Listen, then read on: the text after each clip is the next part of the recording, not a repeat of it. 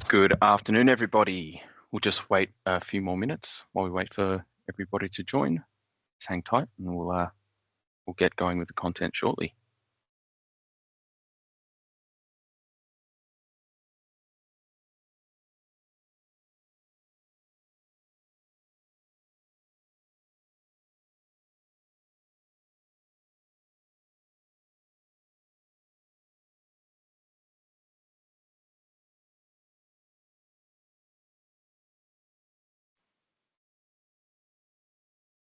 All right, we're getting some good turnout. I might just give us till 2 minutes past, and then we'll get going.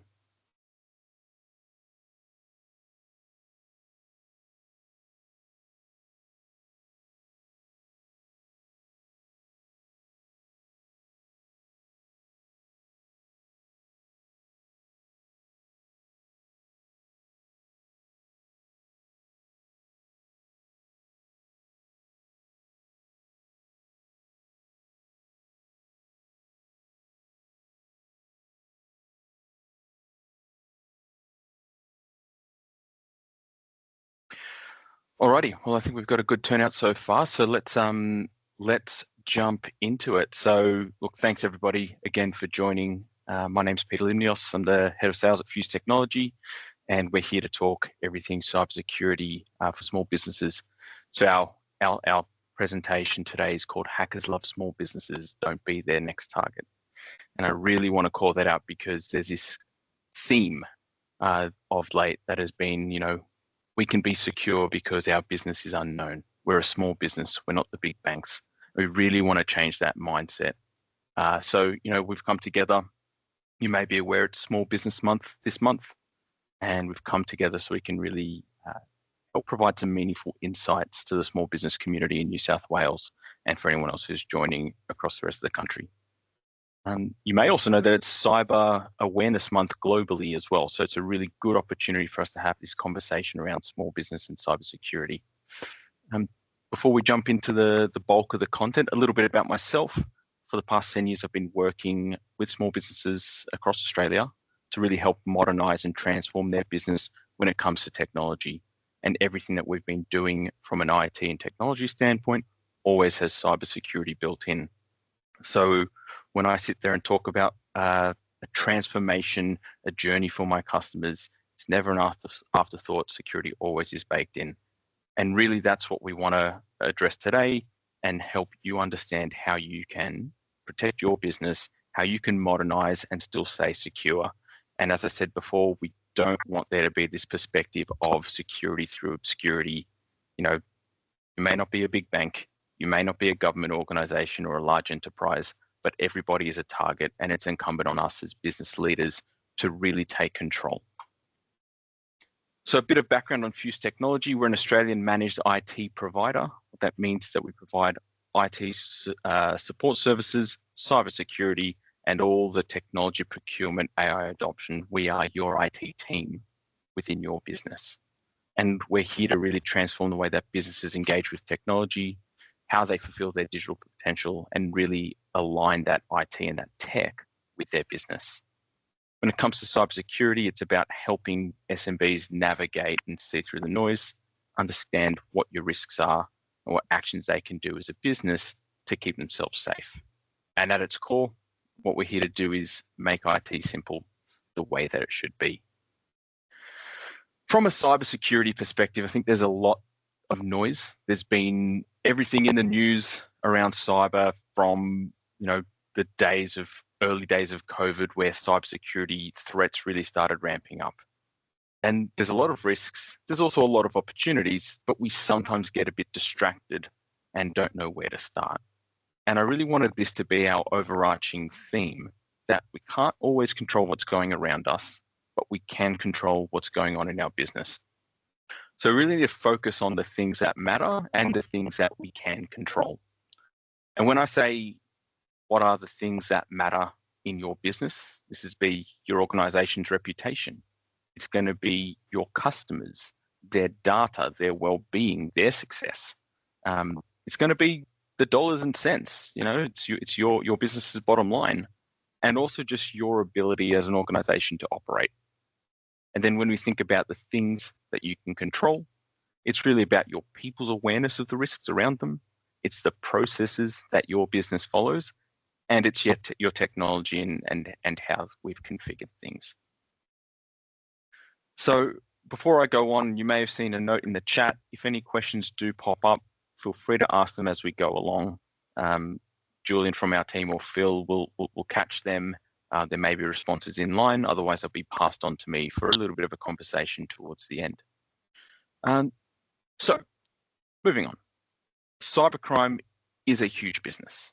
In fact, cybercrime is the third largest economy behind the US and China. So you can see that the US, China, the global economies are huge, but cybercrime fits right in there. That means it's no small business, and it's not unsophisticated anymore. It's hugely profitable. It's hugely complex. They're getting smarter and smarter every day. And it's no one pocket of the world. It's no one industry. It's not just big business. It's anyone and everyone could be and will be targeted by cybercrime. And it's that prevalence that is making this so important as to why we need to take action. So the chances that your business is going to be hacked is huge. People often have what may statistically seem to be, unrealistic concerns. People are always scared jumping onto a plane, that maybe today's the day that this plane's going to fall out of the sky, that the storms are raging, I might get hit by lightning, or by crossing the street, I might get hit by a bus. But every time we cross the street, we always look to our right, look to our left, and look to our right again, I would hope, because we know that there's risk around. And it almost seems that when we look at the likelihood of a small business being breached, that when we are face to face with cyber criminals, that we actually don't look to our right and look to our left and look to our right again to make sure that we're not a target, to make sure that we're doing the right things, that we know it's safe to step out. And when we look at the actual likelihood of a cyber breach, we're looking at a 1 in 62 chance based on reported cyber breaches. 1 in 62 chance of being hacked within 12 months. That's based on reported attacks. But we know also that only 15% of fraud victims are actually reporting those crimes to law enforcement. So when we take that into consideration, we think the likelihood of an attack for a small, medium business is actually a 1 in 9 chance within the next 12 months. And we just have to really beat that in, because that is a huge, huge risk. And it's more likely that we'll be getting our businesses attacked rather than getting hit by a bus, hit by lightning, or dying in a plane crash.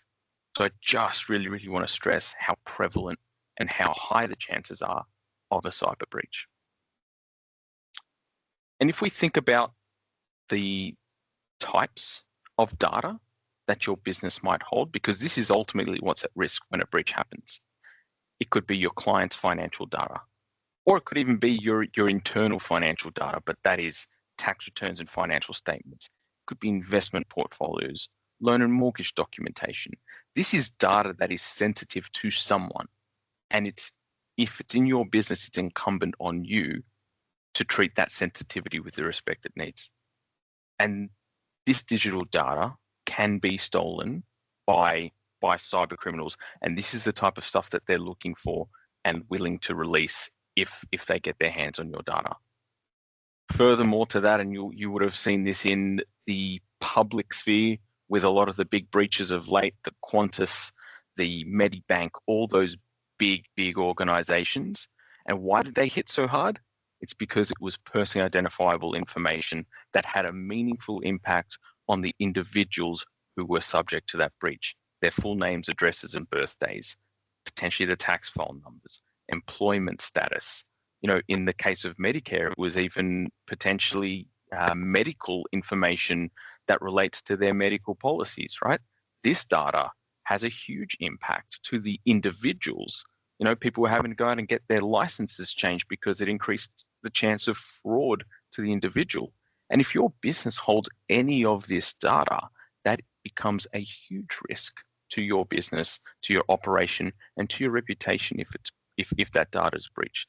But more so, it impacts the people throughout your supply chain, whether it's your customers, your suppliers, which kind of leads into my next point around your supply chain, because it's not just you that you need to be cautious of. It's your supply chain. The weakest link in the supply chain is the one that starts the mess. So it could be business email compromise through a supplier, and they gather insight and information to help navigate and find the right target. So it may not even be the breached entity that is the one that suffers financial loss. It could be anyone in the supply chain.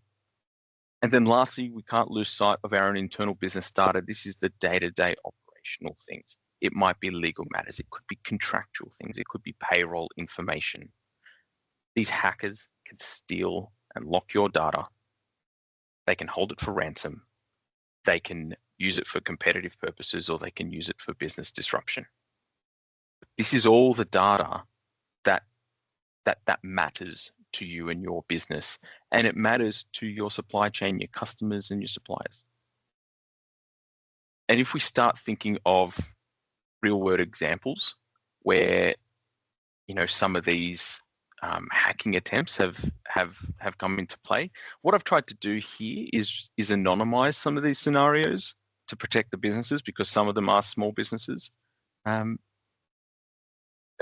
what you'll note is that these end up pointing back to a person not being aware of a social engineering practice or a misconfiguration in the environment, or just processes in place to verify changes. So first and foremost, there was a ransomware attack that disrupted a pharmacy. This was out in regional Queensland.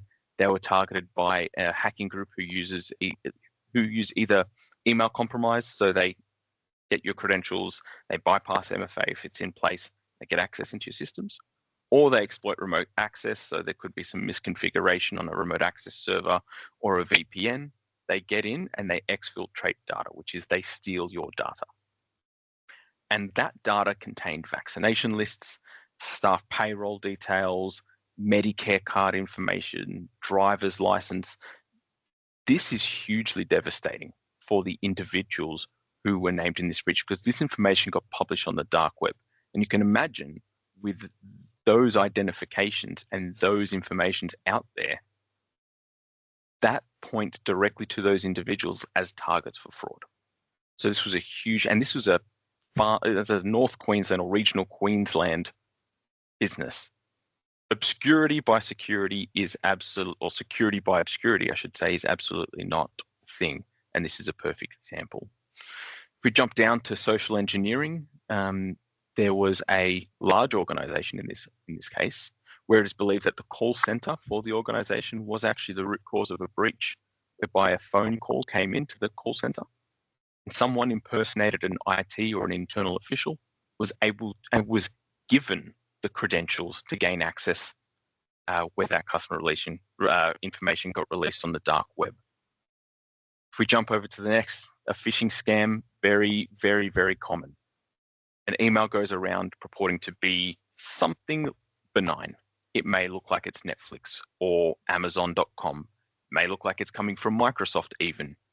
But within that email contains a malicious link that when you click it, it may ask for your credentials. It impersonates something like a Microsoft login screen. You put your credentials in, and then they have your email address, your password. They then use that to get the MFA request coming to you. They trick you into giving the MFA token away, or they have a means of cracking it themselves, and they've gotten access into your account. And once they're in your account, they download your contact list, they download your emails, they download the data that they have access to if it's file data. You know, that's where they can start impersonating you and sending emails as you, or they might just be looking to take information, right? This is another devastating attempt, but in this case, the risk is more likely on the business that got hacked, whereby they may end up losing money, they may end up being held for ransom, they may end up having their customers pay a fraudulent invoice that's come from their own inbox. And then the last one is a domain impersonation. In this instance, an attacker registered a lookalike domain. So if we pretend for a second it was Fuse Technology, which our domain is fusetechnology.com, it would be Fuse, maybe Fuse-technology, something that looks legitimate but is actually not the case. Right? And then the hackers just take that that fraudulent or that fake domain, and they send an email to an account's email address asking for a fake invoice to be paid. Now, usually somewhere in this mix, someone in the supply chain may have been breached so that the hacker could actually visualize what's going on, understand relationships, and then surprise them with a seemingly benign email with the right context. You'll see all of these. There's clever practices. They're subtle, but they're intelligent. And we have to be really, really conscious that the hackers are always going to be thinking of new ways to trick us, because it's not just a bypass because there's a lapse in configuration, although we have to be conscious of that, but it's tricking us. It's socially engineered examples. And that's why it reinforces the concept that we need to combine our people and their awareness, our processes that we handle, that could be a payroll process or otherwise, and our technology. We need to make sure that they're all working in him with each other. So if we move on, here's an interesting graphic, and what it does is it compares where businesses spend on security versus the attack vector, or simply put, the most common way that businesses get hacked. And alarmingly, the area with what I would say is the lowest security spend here, the 8%, the email, is actually the highest hit rate in terms of the attack vectors and successful attacks. So business email compromise is the #1 cause for a business getting hacked. And when we think about how we handle this, it doesn't mean that we forget about the other areas, but we need to make sure that we're focusing on the right areas. So when we go back to our overarching theme, and we think about what should we start focusing on, we've got our low-hanging fruit in terms of the business email, our access and our identity, so that we can stop people from logging in the first place. If we stop people logging in to our inbox, then there's no business email compromise, and we've wiped out a large percent of the attack vector. So when we go through the rest of this webinar and we go through the 7 steps to security, which is coming up, I want to make it clear that everything is important, and it's one ecosystem of security. And yes, security for your emails is one piece, and it's probably the most important piece. But if we block one vector, another vector will eventually open up as the most common. So we just have to think first and foremost that this is a collective 7 strategies that we'll go through in a second. But I also want to put an assumption out there. And the assumption is, and we should all live by this assumption, is that our business credentials have already been stolen and are available on the dark web. Now, that may or may not be true in reality, but we need to have this mindset so that we don't get complacent. Because what you'll have noticed through some of those previous examples and what I'm going to talk to moving forwards is that a complex password isn't enough, that multi-factor authentication in isolation isn't enough, and that by having that and not thinking about our people and not thinking about the processes that our accounts team or our logistics teams follow or our operations people follow, we're just not having a unified approach to security, and that creates gaps. So the way hackers are operating is evolving, and we need to evolve as well. And that's why we've come up together with these 7 steps. This should make it easy for businesses to identify what they can do to protect against cybercrime. So we'll be talking about securing your domain, securing your cloud, your staff or your people, your devices, the locations in which you operate, your data, and then as a whole, your business, its operations, its ability to respond and keep moving forward in case there is a breach.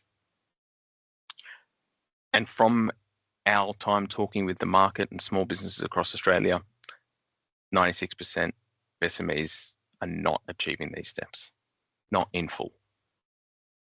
Now, securing your domain. This is protecting the entry point, your company domain. For us, fusetechnology.com, right? And we talk about three things: DMARC, DKIM, and SPF. And without getting into the technical details of it, these are the security guards for your business. And what they do is they work together to protect your domain from being used by scammers to send fake emails. So if we draw some parallels to traditional mail sending, you have, I write up a letter, I put it in an envelope. I take that to my post office. I choose Australia Post. They put some kind of tamper evidence seal or a tracking link, right? That goes through a mailroom. It gets delivered to the recipient. And we know that it's gone through the right hands. It's come from Pete. It's gone to Australia Post. It's been stamped by Australia Post. We can see that it's not been tampered with in transit, and it's been received by the recipient. And the same principle should actually apply when it comes to your mail sending. So what we do when we configure DMARC, DKIM, and SPF, we're ensuring that whoever the sender of your domain is legitimate and it's not been hijacked by a bad actor. In practice, that means, my collaboration suite, my emails, they exist in Microsoft 365. So Microsoft is an approved sender. I might use a CRM tool. That CRM tool can send emails. That is an approved sender. And maybe I also have a marketing mail out tool like MailChimp or SendGrid. That's an approved sender. And our configuration makes sure that only they can send emails and no other system outside of that. And that is a foolproof way to secure your domain and protect it from being hijacked. If we move on to your cloud, one of the biggest and most concerning pieces as businesses transition to the cloud was a false sense that I've moved into the cloud and therefore I'm secure because Microsoft or Google handle security, which is a fallacy. When you sign up to Microsoft 365 or Google, you are not secure by default because Microsoft is a secure platform, but they give you the tools to tailor and customize the security to your organization. Where their focus is out of the box is information and data availability. For example, fundamentally they're hosting data in data centers. If a data center was to go down, they want to make sure that no data is lost and that the service is available. And that's what they're guaranteeing you. But when it comes to accessing your accounts, your environment, how the data traverses, how people can access it, that's incumbent on the business themselves. So this is something that your IT provider, if you have one, should be running through with you. If you have internal IT teams, they should be running through this with you. There is a perception that security makes things more restrictive, but it's not really the case. And you can look at your Microsoft environment. There's a secure score where, if configured well, you'd be sitting, over the sort of 60 to 80% mark is pretty good security level. Over 80% is really secure. This is evidence in every Microsoft tenant where you can get a secure score, and it gives you a score against your identity, which is user accounts and their login and the security of that login, your data, your devices being the PCs and the mobile phones that access the apps, and then any apps that are connected to your environment as well. And if I just kind of take a little bit of a step back in time, we'd remember there were days where there were servers and our emails and our files lived on those servers. Some businesses now are totally in the cloud. Other businesses have a hybrid. But the concept was that the servers were in the office and we have a secure office network. And so because we're in the office and the data is in the office, if we're in the office and on the network, it's all secure. When we moved to the cloud, Microsoft handled the security, the physical security of their data centers, but we're just accessing data over an internet connection. So we need to make sure that we focus on these things that they list in the security center, which is identity and devices and data, so that we can ensure that we are accessing it securely. When we think about when businesses shifted to the cloud, and particularly during COVID, there was this mad rush for those who hadn't yet adopted cloud, because they needed to access their emails and their data anywhere, at any time, on any device. But I just want to leave you with a thought that if you can access your emails and your data anytime, anywhere, and on any device, then what's stopping a cyber criminal from doing the same? Because often when there is a breach and we look into logs, we can see that someone on the other side of the world on a random device stole your credentials, logged in, bypassed MFA. So we need to start thinking about what are the controls that we can bring in, control how people can access corporate data, control the device that they use to access systems. And if you have the controls in place from a technology standpoint and the procedures that enable you to work from the other side of the world when you need to, that's when you have true flexibility in work, because you've adopted cloud securely and that is working for your business and supporting your business. If we move on to points 3 and 4, these are quite simple in theory. Yes, we want to enable multi-factor authentication. I did say before, it's not enough in isolation, but it is still a key piece of the puzzle. It's one part of the full arsenal. Let's use a password manager as well, because when you use a password manager, it takes me from using password 123 as my default password for everything to a 16 character with upper and lowercase, super complex passwords without even thinking about it. When I create a new password, I don't even know what the password is. It's just stored in my password manager, and it's protected by the same identity procedures that I use to access my environment. So it takes away the ability to reuse passwords, so that if one gets breached, another system can't be accessed with the same set of credentials. And the last thing is to organize cybersecurity training for your organization, because your people need to understand what the risks are. It's all about, when we think about securing your staff, those three things in collaboration with each other help build a cyber awareness culture. We know what the risks are. We know the little 1 and 2% that we can do on a day-to-day basis that protect our business. And then these practices as well, you end up taking into your personal life. And if you think about the responsibility of an organization to really make your people shine, not just in the organization, but outside, you want them to be better people generally. This is one surefire way of supporting your people outside work, because they're learning practices that will stop them from, being the person who gets hacked when they do a real estate deal. It stops them from having their Instagram taken over in their day-to-day life. We use the same practices at work that we then take into our personal lives. Moving on to point number 4, to secure your devices. This is a really important one, because there was that notion of, when we move into the cloud, I can access my data from any device. And that was true for a long time. Very, very rarely did a business, particularly a small business, take control. That meant if I was on holidays and I needed to jump on to a computer somewhere, I could go to an internet cafe wherever I was in the world, log in with my credentials, and I could just access my stuff. Great for convenience. But when we think about the potential impact, and as I said before, if you can do it anywhere, anybody can do it anywhere with your account, as long as they've got your credentials. That means that we need to think about restricting access to your systems from only the devices that you use. And that means a laptop or a PC, a computer, has to be managed and owned by the organization, right?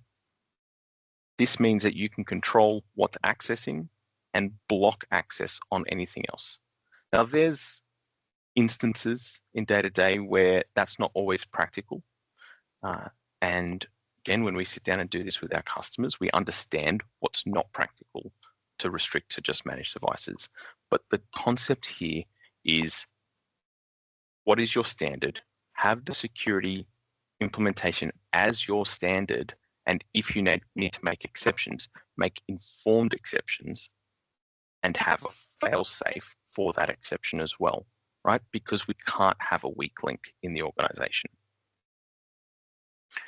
And the similar thing extends to point number 5, secure your locations. With Fuse Technology, we operate in Australia, we operate in Vietnam, Canada, and the United Kingdom. Now, that doesn't mean because our business has operations there, I can access data by default from any one of those locations.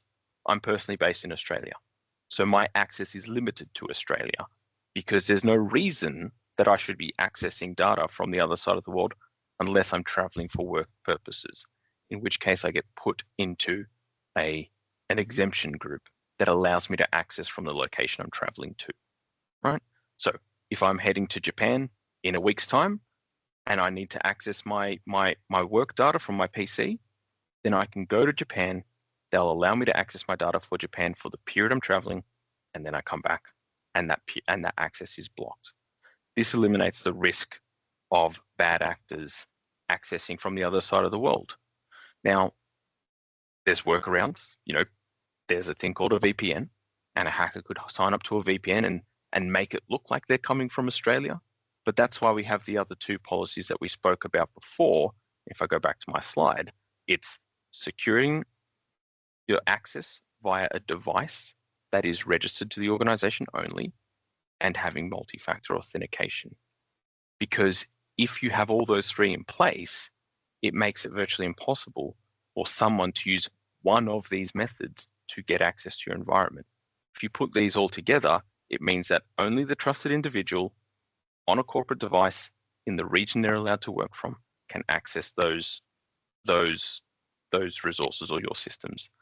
And overcoming or bypassing those three protections is near impossible. So that in isolation is one of the best things you could do for your organization, looking at those policies and those configurations. If we think about your backup, your data, this is all about making sure that it's recoverable. If there is a breach, or because there could also be malicious insiders who delete data, if there is data loss, how do you recover? How do you ensure that your business remains operational in the case of a breach or a data deletion event? And that is one of the most critical things, because it's not always the dollars and the cents from a cyber breach that's impactful. It's often the actual impact to the users, impact to the individuals, or the impact to the business's ability to operate that ultimately ends up being the final detrimental piece in the puzzle. And there's a large percentage of businesses that never make it out of a cyber breach, and it's often because they can't continue to operate. If we move to the last of the 7 points, it's all about securing your business. And when we talk about that, this is your ability to, again, it ties into that previous point, your ability to continue operating, your ability to respond. If someone gets into your organization, how do you minimize the blast radius? If they do steal data or download your customer contact list or download critical information, who's doing the response? Who's focused on that? I've sat on a few cybersecurity responses as the party who is doing the discovery and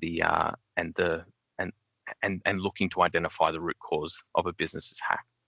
And what I've seen from those processes is something that is so impactful to the entire business. It almost takes their attention on whatever growth objectives, whatever targets the business is looking to achieve, it shifts into what happened, where is the data, how much money did I lose, who's impacted, and how do I keep going from this? And this is why, we look towards cyber security insurance. And I just want to be clear, Fuse we're not a cyber security insurer. We don't sell insurance. But one thing that we have noticed in talking to our customers is that there has been a big lag, or just generally businesses in Australia, there has been a lag in adopting cyber security insurance. And it's one of the most important things that you can consider, because the role of it is critical to your incident response. We know that the impact of a breach is going to be crippling. They will guide you through the management of your obligations around reporting this breach. You may be aware there's mandatory breach notes or mandatory breach notifications rules, whereby a business needs to actually report these types of breaches, and that will help you with the discovery of the issue. So they're not necessarily guaranteeing to pay you whatever you lost, but they are guaranteeing that they will respond, and they will help you through the process if you get hacked. And to even get the coverage that you need to demonstrate more or less the 7 steps that we just ran through, because you have to evidence that you had multi-factor, that you had these policies. These are the questions that they ask you for them to even respond. You need to show evidence that you had these in place. So with this in mind, as a business owner or as a business leader, it is incumbent on us to take the responsibility of cybersecurity and the security of our business into our own hands. We need to focus on our efforts on the things that matter and that are within our control. So those 7 steps that I ran through, these can really apply to all businesses, regardless of the industry that you're in.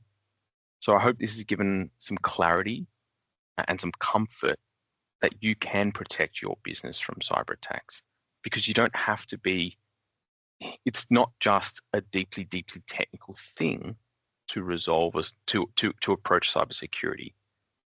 IT and cyber has to work in with your business.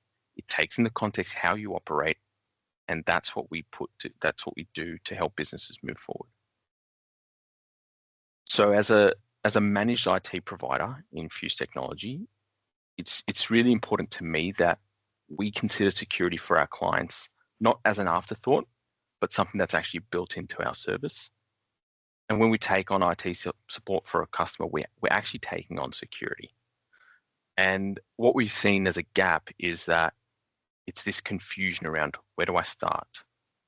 There's news about this new product that's come to market, and it's a really good security tool, and my colleagues in the industry are buying it, so I should buy it too.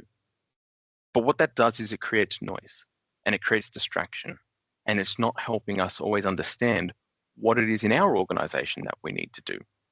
And as I said, those 7 steps are applicable to everyone, and they are the baseline. They're the first things that you should consider before investing anything else. So our objective is really here to help businesses maximize the output of their IT spend. That means you're getting the most out of the tools that you already have. So if you're in the Microsoft suite, it's about making the most of that technology first and what's available to you there before we go and invest in the other tools that have a really good marketing team and are making big waves and give you a sense of security because they're the big player in the cybersecurity market. What we do is we build off your core platform and your core investment in Microsoft. We add the additional advanced functionality where Microsoft can't deliver it. And that's what this stack is all about, giving a unified product that takes the thinking away so that you just focus on your business, that you keep your business secure, that we keep your business secure, you focus on your operational and your growth targets. And that's what Fuse 365 is. It's our flagship service that brings together this stack. We've done all the thinking, and we've even added a cybersecurity guarantee that helps business owners sleep at night, knowing that we're invested in the safety and the security and the success of their business. So with that, to close out, we work hard to stay ahead of the game, and we're at the forefront. We have a lot of industry certifications and recognition to back it up. As an IT vendor, we believe we do security well, and that's been backed by certification, by the work that we do within industry, but also within government. So look, with that, I just want to say thank you to everyone who joined. I know we had a full hour for this session, but the reality is if we can get a message across around cybersecurity, in a short, succinct period of time, then hopefully that makes it easier for us to have a think about and adopt some of these processes and procedures. So with that, I share my thanks. I might just check in with Julian and Phil if there's any questions that needed to answer, but also throw to the audience if anyone wanted to add in any last questions or comments. Thanks, Pete. No question I can see in the chat. I mean, only one that Phil already responded to, so all good. But if you guys in the audience have any questions, feel free to put them on the Q&A or the chat, and we can still have a few minutes to cover that. Pete, it's Phil. Whilst people are thinking about what to answer ask as a question, what do you think is the one thing everybody on this call should go back to their office and do to see whether or not they're in a position to get secure, be secure? So there's one thing that you can do. It's nice and easy, and this may be a lead into my next point, but we have a free cybersecurity self-assessment tool. What that is, if you follow the QR code on the screen, you can jump online and answer a few simple questions. It's not deeply technical. Anyone from operations, business owner, anybody who's on this call should be able to do it. It's about understanding how you operate as a business. And if you can answer some of those questions, you can get a really good picture in terms of where you sit. Because if the answer is commonly, I don't know, there's a likelihood that it's not been 100% thought out and answered. So follow the QR code and you can do that cybersecurity assessment. Alternatively, my details are on the screen. You can reach out to me directly if you wanted to have any conversations around how you can further enhance your business's security. And I think on the report, everyone that does that free cybersecurity assessment will get a proper report, and it's okay to say I don't know. All the questions have the option for I don't know, I think. So please make sure you fill it out accurately. Yeah, and also appreciate that people might not want to put a question here because people often think the questions are, a stupid question. There's no such thing as a stupid question. So feel free to reach out to Pete if you just want to ask him a basic question. Absolutely right. So look, with that, I think we can call it a day. I really appreciate everybody's time. Unless Julian has anything. Yeah, we I do just have see one question, Adrian. actually. Yep, there's just one question that just popped through. Okay. So Adrian says that the business encountered an attack early last year. They thought they were secure. It came to light very quickly that security had holes that were exploited. And yes, email was the mode of entry. Oh, it's actually, we engaged Fuse to take on the journey of upgrading our security. There you go. It's more of a testimonial than a question, I see. Yeah, well, thanks, Adrian. That's one of our clients. And very nice to have a comment like that. Really appreciate it. Thank you. Yeah. Thank you, Adrian. I promise everybody in the meeting, I haven't asked Adrian to write that for us. All right, everyone. Well, thank you very much for your time. We'll be in touch anyway in the next couple of days. We'll have Sophie calling around to see, if you found this useful. We'd love to have the feedback so we can improve as we go. And of course, she will also see with you if you need a bit of help on your cybersecurity posture. And she will book meetings if needed with Pete. And he's happy to do that, as he mentioned before. So we all get about 15 minutes back in our day. So fantastic. Thank you for being here. Amazing. Thanks, everybody, for your time. Thanks, Pete.